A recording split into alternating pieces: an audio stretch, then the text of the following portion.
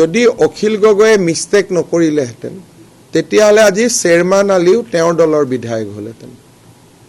আজি যদি অখিল গগৈয়ে মিষ্টেক নকৰিলেহেঁতেন তেতিয়াহ'লে এইবাৰ ইলেকশ্যনতে তেওঁ এই 19টা কংগ্ৰেছে পোৱা 19টা সিটৰ 4-5টা তেওঁই পালেহেঁতেন। তেওঁ মুখটো কোৱা নাই, মোৰ লগতো কথাই পাতি থাকে দেখোন।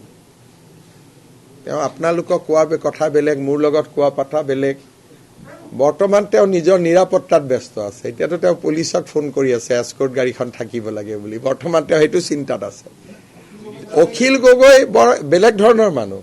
মোৰ আগত তেওঁ বেলেগ কথা পাতে, আপোনালোকৰ আগত বেলেগ কথা পাতে, কংগ্ৰেছৰ ওচৰত বেলেগ কথা পাতে। তেওঁৰ কথাবিলাক একে নহয়, তেওঁ বেলেগ বেলেগ কথা পাতি থাকে। মই নাজানো তেওঁ কিয় এস্কৰ্ট লাগে। আমিতো এস্কৰ্ট পাৰিলে এৰি দিয়াৰ মতলবত থাকোঁ। তেওঁ এতিয়া IGPক SBক ফোন কৰি আছে এস্কৰ্ট। কালিৰ কাৰণেতো মই এস্কৰ্টখন দি দিছিলোঁ। কালি তেওঁ এনেই হুলস্থুল লগাই দিলে যে কৌশল দুৱৰীয়ে তেওঁক মাৰিব বুলি। মাৰিলে নেকি? তেওঁ হেডলাইনত থাকিবৰ কাৰণে কিবা কিবি কথা কৈ থাকে।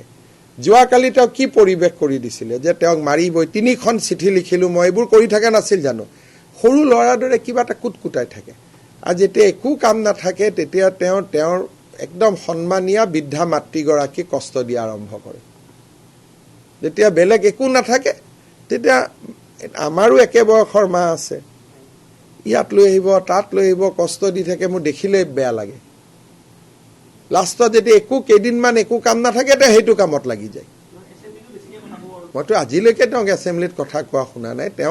আমি ৰাতিপুৱা তেওঁক পীযুষে ফোন কৰি দিয়ে যে দাদা আজি কষ্টত আছোঁ, অলপ অখিলদা জমাই থাকিব। তেওঁ জমাই থাকে।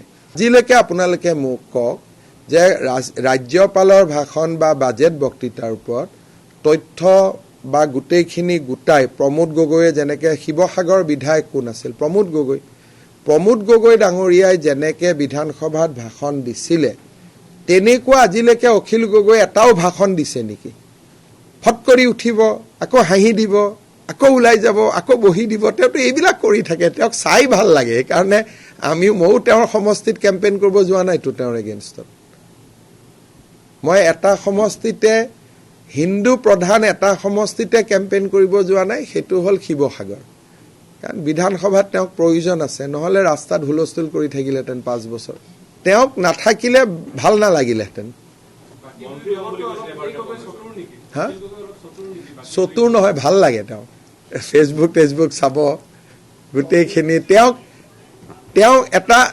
ভাল লাগে মুঠতে চাই পেলাই। তেওঁ এই 5 বছৰ যদি এছেম্বলিত নাথাকিলেহেঁতেন এই অমুকত আন্দোলন তমুকত আন্দোলন এইবিলাক কৰি ঘূৰি ফুৰিলেহেঁতেন। এতিয়া এছেম্বলিতে থাকিব। তেওঁ মনত ভাবে তেওঁ এটা এছেম্বলিত বহুত ডাঙৰ ভূমিকা পালন কৰে বুলি। ঠিক আছে, ভাবি থাকিলে হ'ল।